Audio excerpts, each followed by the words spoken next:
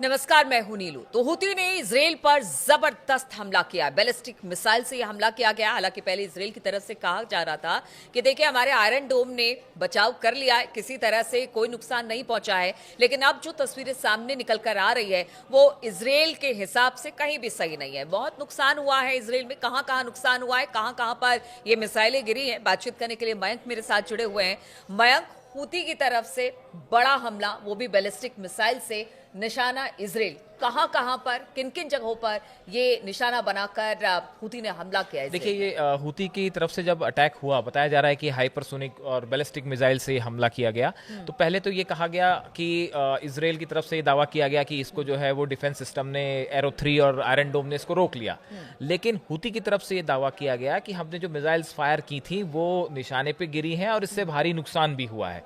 तो देखिए, अब इसकी कुछ तस्वीरें सोशल मीडिया पे सामने आनी शुरू हो गई हैं, जिसमें ये दिखाई दे रहा है कि कई जगह पे जो है वो तबाही की तस्वीरें अब सोशल मीडिया में सामने आ रही हैं। हालांकि इजराइल ने इजराइल की तरफ से इसको स्वीकार नहीं किया गया और ये भी बताया जा रहा है कि इसमें कई नागरिक और कई सैनिक भी घायल हुए हैं इजराइल के, जिन्हें अस्पतालों में भर्ती कराया गया है, जिनका इलाज चल रहा है। अब ये कितने बड़े पैमाने पर इजराइल को नुकसान हुआ है, इस तरह की खबरें आपको पता ही है कि एकदम से सामने नहीं आती हैं, इस पर टाइम लगता है। तो कुछ इंतजार और करना पड़ेगा जिसमें ये बात निकल के सामने आएगी कि इससे कितना बड़ा नुकसान इजराइल का हुआ है। देखिए, एक बात तो ये समझनी होगी कि हूती की तरफ से अचानक, देखिए पिछले कुछ समय में हमने देखा कि अमेरिका की तरफ से भी हूती पे अटैक हुए थे, इजराइल की तरफ से भी हूती पे अटैक हुए थे। कहा गया था कि उनके जो आर्म्स एंड एम्युनिशंस हैं उनको सबको तबाह कर दिया गया है।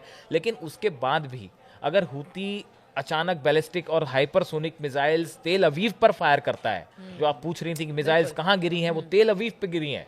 तो इजराइल में अगर तेल अवीव पे मिसाइल्स बैलिस्टिक गिरती हैं, इससे दो तीन बातें फिर हैं बड़ी। कि एक तो पहली बात, आयरन डोम सिस्टम जो है वो डिफेंस सिस्टम कई बार फेल हो चुका है, इस बार भी वो उसको रोक नहीं पाया। दूसरी बड़ी बात है कि ये हूती के पास मिसाइल्स कहाँ से आई। ऐसा कहा जा रहा है कि ईरान और रूस की तरफ से अब भी बड़ी मात्रा में हथियारों की सप्लाई हूती को की जा रही है और ये जो बैलिस्टिक मिसाइल्स हैं ये रूस और ईरान की तरफ से दी गई, ऐसा एक्सपर्ट्स मान रहे हैं, ऐसी सोशल मीडिया पे चर्चा है। तो देखिए, ये मिसाइल्स फायर हुई, इजराइल पे गिरी भी हैं, इसकी तस्वीरें अलग अलग जगह पे जो है इसका अखबारों में जिक्र भी हो रहा है।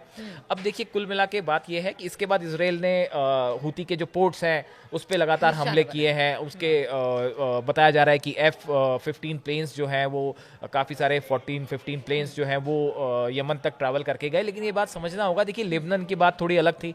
लेबनान जो है वो सीमा से लगा हुआ इलाका है, लेकिन अगर आपको यमन में स्ट्राइक करनी है और एयर प्लेन से स्ट्राइक करनी है, अगर फाइटर प्लेन से स्ट्राइक करनी है तो 2000 किलोमीटर इजराइल के प्लेन्स को ट्रैवल करना पड़ता है। ये खासी ट्रैवल है। तो ये उतना आसान नहीं है जितना आप लेबनान में जो है आप एयर स्ट्राइक्स कर रहे थे, आसानी से एयर स्ट्राइक कर रहे थे। तो ये उतना आसान नहीं है, बात नंबर एक। बात नंबर दो, एक जो बड़ा इस पूरे इलाके को लेकर जो है, जो कि गाजा की हम बात कर रहे थे। देखिए, अब इस मामले में सबसे बड़ा सवाल ये है कि गाजा में भी क्या सीज फायर वाली स्थिति हमास के साथ लागू होने जा रही है। बताया जाता है कि ट्रंप ये चाहते हैं कि 20 जनवरी को वो शपथ लें, उसके पहले गजा के साथ जो है वो गजा में जो है वो हमास के साथ इजराइल का सीज फायर हो जाए। इस तरह की कोशिश अमेरिका के द्वारा हो रही है। एंटनी ब्लिंकन का इसमें एक बयान सामने आया जिसमें उन्होंने कहा कि जो है वो मतलब इस तरह की बात उनकी तरफ से सामने आई है कि हमास, ये क्या पॉसिबल है किस तरह से? क्योंकि देखिए, दोनों अपनी अपनी बातों पर हमने देखा कि पीछे कितनी बार बात हुई, हर बार दोनों देश अपनी अपनी तरफ से, यानी कि गजा ने अपनी बात रखी और अगर इजराइल ने वो अपनी बात पर अड़ा रहा कि देखिए पहले आप बंधकों को छोड़िए, उसके बाद फिर बहुत सारे बफर जोन की बात हुई, बहुत सारी बातें हुई कि वहां से सेना हटा ली जाए, लेकिन कहीं भी किसी नतीजे पर, ठोस नतीजे पर नहीं बैठे। देखिए, एक बड़ी बड़ी है, हाँ, देखिए आपने बिल्कुल ठीक कहा। इसमें देखिए सबसे बड़ी बात यह है कि इजराइल की तरफ से, नेतन्याहू की तरफ से कुछ शर्तें रखी गई हैं, जो कि बड़ी ही, एक बार फिर से कहा जा रहा है, जैसे पहले कहा गया था कि नेतन्याहू ने शर्तें रख के जो है पिछली बार सीज फायर को खटाई में डाल दिया था। तो हाँ, तो अब नेतन्याहू ये चाहते हैं कि 6 दिनों का सीज फायर हो, उसमें जितने बंधक हैं उनको रिहा किया जाए। उनके डिफेंस जो मिनिस्टर हैं कार्ड्स, वो ये कह रहे हैं कि साहब हम जो है वो हमले करना भी नहीं रोकेंगे, अगर जरूरत पड़ेगी तो हम हमले भी करेंगे। तो ये कुछ ऐसी शर्तें इजराइल रखने की कोशिश कर रहा है जो शायद हमास को मंजूरी ना हो। और इसी बीच बड़ी खबर ये निकल के आई है कि हमास ने हजारों की संख्या में फिर से लड़ाकों को शामिल करना शुरू कर दिया। तो ये अपने आप में एक बड़ी बात है। अब देखिए, अगर यहाँ सीज फायर होता है तो वो किन शर्तों पे होता है, ये अगले कुछ 3-4 दिनों में तय हो तो जाएगा। ले देके तो बात फिर वहीं आ गई कि अपने अपने शर्तों पर डटे रहेंगे, तो फिर अमेरिका किस तरह से हो कोई सकता बीच है का कि रास्ता देखिए निकाले? ये एक कोशिश भी होती है कि आपको सीज फायर करना ही नहीं है, आप चाह ही नहीं रहे सीज फायर हो, तो आप बार बार कुछ ऐसी शर्तें रख दे रहे हैं कि सीज फायर हो ही ना पाए। तो ये भी एक ट्रिक होती है, ये भी एक मतलब एक प्रकार का आप इसको साम दाम दंड भेद की नीति कह लें कि हो सकता है कि नेतन्याहू फिर ना चाहें कि यहाँ पे सीज फायर हो। तो इसकी चर्चाएं अमेरिका में भी है। अमेरिका के एक अधिकारी है, उन्होंने तो जो है अपने पद से इस्तीफा देते हुए ये कहा कि भाई जो है अमेरिका सिर्फ इसराइल को खुश करने में लगा हुआ है और इसराइल चाहता ही नहीं कि यहाँ सीज फायर हो।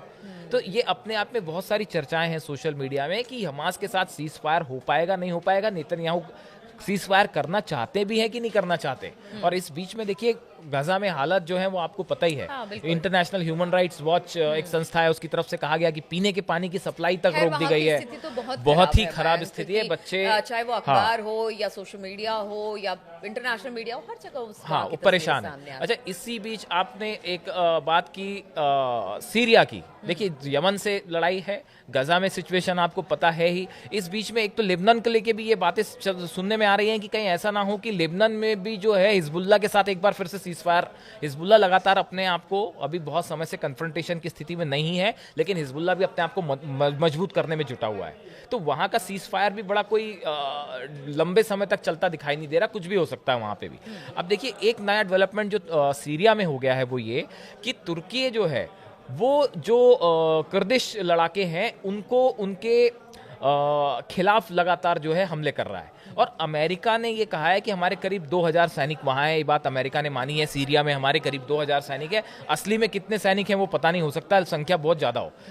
अमेरिका जो है ये जो कुर्दिश सोल्जर जो लोग हैं इनकी मदद कर रहा है। तो एक प्रकार से तुर्की वर्सेस अमेरिका, हालांकि अभी ब्लिंकन गए थे वहां, मिल के आए एर्दोगान से। हाँ। तो एक तरफ तो जो है वो नेता आपस में मिल रहे हैं, लेकिन ग्राउंड पे सिचुएशन ये है कि तुर्की वर्सेस अमेरिका, ये सिचुएशन एक सीरिया में बनती दिखाई दे रही है। दूसरी तरफ ईरान जो है, शायद एर्दोगान ये चाहते हैं कि वो एरिया में एक अपने बड़े लीडर के रूप में खुद को सामने रखें और वो अपने आप को चाहते हैं कि मैं अमेरिका के बाद जो है वो ट्रंप या बाइडेन के बाद जो है मैं एक बड़े नेता के रूप में जाना जाऊं। इस तरह से हो सकता है उनका कोई प्लान हो इंटरनेशनल। लेकिन अब सीरिया में जो हालात हैं, एक तरफ तुर्की वर्सेस अमेरिका, बिल्कुल ऐसा लगता है कि आमने सामने खड़े हो गए हैं। इसराइल ने वहाँ पे काफ़ी हद तक इसराइल जो है वो दमिश्क के पास तक पहुँच गया है। और ऐसे में अगले कुछ दिनों में ईरान का क्या रुख रहेगा और हमास के साथ क्या सीज फायर हो पाता है या नहीं हो पाता है। और इस बीच में ये बड़ी खबर कि हमास जो है उसने कई बड़ी संख्या में लड़ाकों को अपने यहाँ शामिल करना, भर्ती करना शुरू कर दिया है। तो ये कई सारी चीजें हैं जो इस पूरे एरिया को अनस्टेबल बनाए हुए हैं। आप देखिए, चाहे गजा हो, चाहे लेबनान हो, चाहे सीरिया हो, अब तो यमन भी इन्वॉल्व हो गया है। तो ये जितनी कंट्रीज हैं ये कोई भी स्टेबल नहीं है। ये सब जगह उथल पुथल मची हुई है जो इस पूरे एरिया में शांति के लिहाज से ठीक नहीं है। और इस बीच आपने देखा आज रूस में क्या हुआ, किस तरह से 9/11 जैसा हमला हुआ है। इसका परिणाम भी आगे चल के क्या होगा ये देखने की बात। तो आपने देखा किस तरह के हालात हैं। अब रूस क्या करता है यूक्रेन को लेकर, क्योंकि आज जिस तरह से रूस पर हमला हुआ, लेकिन बात हो रही थी मिडिल ईस्ट की और मध्य पूर्व की, वहां पर हालात अभी भी बेहतर नहीं है। अब तो देखिए अब हुती पर भी हमले हो रहे हैं, इजराइल हुती को भी निशाना बना रहा है। इधर अगर हमास की बात की जाए तो शांति समझौते के लिए अमेरिका रेडी दिखाई दे रहा है, लेकिन दूसरी तरफ सीरिया में अमेरिका वर्सेस तुर्की हो रहा है। तो ये पूरे जो घटनाक्रम है उस पर लगातार हमारी नजर बनी हुई है। हम इस पर लगातार आपको अपडेट देते रहेंगे। फिलहाल बहुत बहुत शुक्रिया हमारे साथ इस चर्चा में शामिल होने के लिए।